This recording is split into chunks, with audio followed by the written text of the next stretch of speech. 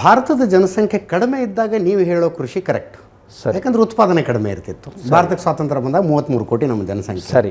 ಈಗ 150 ಕೋಟಿ ಜನಸಂಖ್ಯೆ. ಹೌದು. ಇಷ್ಟು ಜನರಿಗೆ ಹೊಟ್ಟೆ ತುಂಬಿಸ್ಬೇಕು ಅಂದರೆ ಹೆಚ್ಚು ಬೆಳೆ ಬರಬೇಕು. ಹೆಚ್ಚು ಬೆಳೆ ಬರಬೇಕು, ರಾಸಾಯನಿಕ ಗೊಬ್ಬರ ಹಾಕಬೇಕು, ಬೀಜ ಹಾಕಬೇಕು, ಎಣ್ಣೆ ಹೊಡಿಬೇಕು. ಹಾಗೆ ಅನ್ನೋ ಒಂದು ಭ್ರಮೆಯನ್ನು ಹಾಂ, ನಮ್ಮ ವೈಜ್ಞಾನಿಕರು ಹುಟ್ಟಿಸಿದ್ರು. ಇದು ಒಂದು ಭ್ರಮೆ. ನಾವು ಇವತ್ತು ಸಹಿತ ಇಷ್ಟೆಲ್ಲ ಮಾಡಿದೀವಲ್ಲ, ಇಷ್ಟೆಲ್ಲ ಮಾಡಿ ಇವತ್ತಿನ ದಿವಸ ಏನಿದೆ ಮೊದಲಿನಗಿಂತಲೂ ಹೆಚ್ಚು ಆಮದು ಮಾಡ್ಕೊಳ್ತಾ ಇದ್ದೀವಿ ಬೇಳೆಕಾಳುಗಳನ್ನು ಮತ್ತು ಎಣ್ಣೆಕಾಳುಗಳನ್ನು. ಹಾಗಾದ್ರೆ ಅದರಲ್ಲಿ ಸ್ವಾವಲಂಬಿ ಆಗಬೇಕಾಗಿತ್ತಲ್ಲ. ನಾವು ಬರೀ ಕಮಾಡಿಟಿ ಮಟೀರಿಯಲ್ ಏನಿತ್ತಲ್ಲ ಅದ್ರ ಮೇಲೆ ಕಾನ್ಸಂಟ್ರೇಟ್ ಮಾಡಿದ್ದೀವಿ. ಉಳಿದವುಗಳ ಮೇಲೆ ಏನು ಕಾನ್ಸಂಟ್ರೇಟ್ ಮಾಡಲಿಲ್ಲ. ಒಂದನ್ನು ಬೆಳೆಯೋದಕ್ಕೆ ಹೋಗಿ 100 ಕಳ್ಕೊಂಡಿವಿ. ಆಮೇಲೆ ಇನ್ನೊಂದೇನು, ಈ ಹರಿತ ಕ್ರಾಂತಿಯಿಂದನೇ ರಾಸಾಯನಿಕ ಗೊಬ್ಬರಗಳಿಂದನೇ ಕೃಷಿ ಸುಧಾರಿಸ್ತು ಅನ್ನುವಂಥದ್ದು ಒಂದು ಭ್ರಮೆ. ಓಕೆ.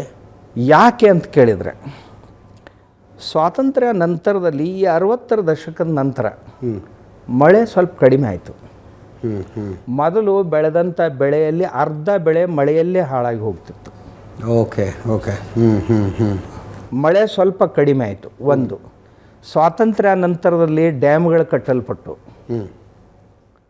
ಆಮೇಲೆ ಈ ಬೋರ್ವೆಲ್ಗಳು, ಹೌದು, ಟೆಕ್ನಾಲಜಿ ಬಂತು. ಹೌದು. ಆ ಟೆಕ್ನಾಲಜಿಯಿಂದಾಗಿ ಬಂಜರು ಭೂಮಿ ಏನಿತ್ತು ಅದರ ಸಾಗುವಳಿ ಸಿಕ್ಕಾಪಟ್ಟೆ ಹೆಚ್ಚಾಯಿತು. ಮೊದಲಿದ್ದ ಭೂಮಿಗಿಂತಲೂ 2 ಪಟ್ಟು 3 ಪಟ್ಟು ಭೂಮಿಯಲ್ಲಿ ಕೃಷಿ ಈಗ ನಡೀತಾ ಇದೆ. ನೀವು ಹೇಳೋದು 3 ಎಕರೆ ಈಲ್ಡ್ ಏನು ಜಾಸ್ತಿ ಆಗಿಲ್ಲ.